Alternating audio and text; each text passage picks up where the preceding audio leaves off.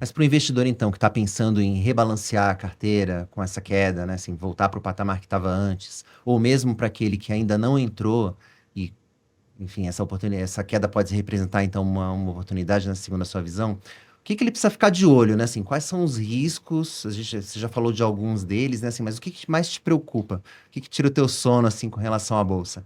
É China, é Estados Unidos ou é Brasília, assim, qual dos três, ou é um mix dos três que você aponta aí como fatores de risco para o mercado de ações? Tem vários fatores de risco, os três estariam entre eles, inclusive. Dentre os três, eu colocaria que talvez o que mais me preocupa é o juro nos Estados Unidos, até um pouco mais do que a China.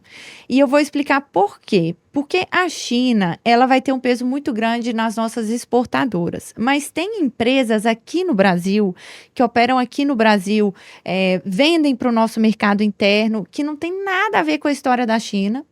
E muito pelo contrário, uma China desacelerando significa uma inflação menor, que para empresas que importam insumos para produzir, né? Então, vou citar um exemplo aqui, uma empresa do setor de varejo de moda, né, que tem o preço aí do algodão definido internacionalmente.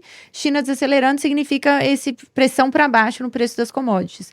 Isso é margem na veia, né, para uma empresa que vende vestuário.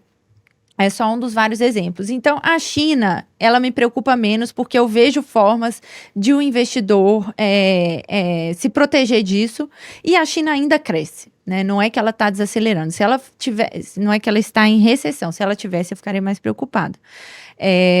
Então, não me preocupa. O juro nos Estados Unidos, esse me preocupa mais. Porque esse custo de capital, assim, ele é um balizador para investimento de qualquer tipo, sabe?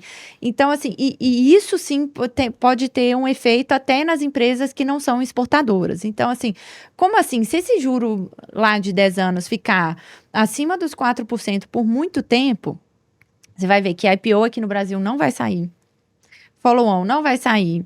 Emitir dívida lá fora para a empresa brasileira vai ser muito difícil eles competirem com esse custo Parte de de quatro, capital. né? Exatamente, porque ela vai partir de 4. Ela não vai querer emitir e os investidores não vão gerar demanda. Isso, em algum momento, vira menos projetos de crescimento, menos geração de emprego. Então, assim, quando você tem um custo de capital muito alto lá fora por muito tempo, né, nos Estados Unidos principalmente, isso é muito negativo para o mundo todo. De uma forma real. Então, eu acho que isso que é o que me tira mais sono, assim. O que poderia deixar esse juro lá nos Estados Unidos de longo prazo muito alto por muito tempo? Uma volta de inflação lá fora, principalmente.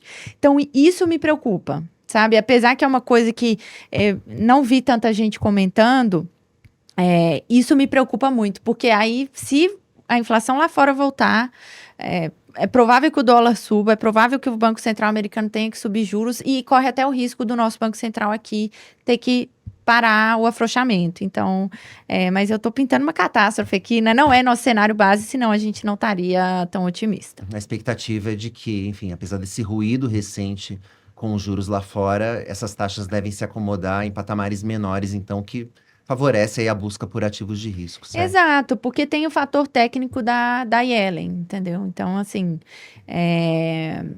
na minha opinião, é passageiro, sim.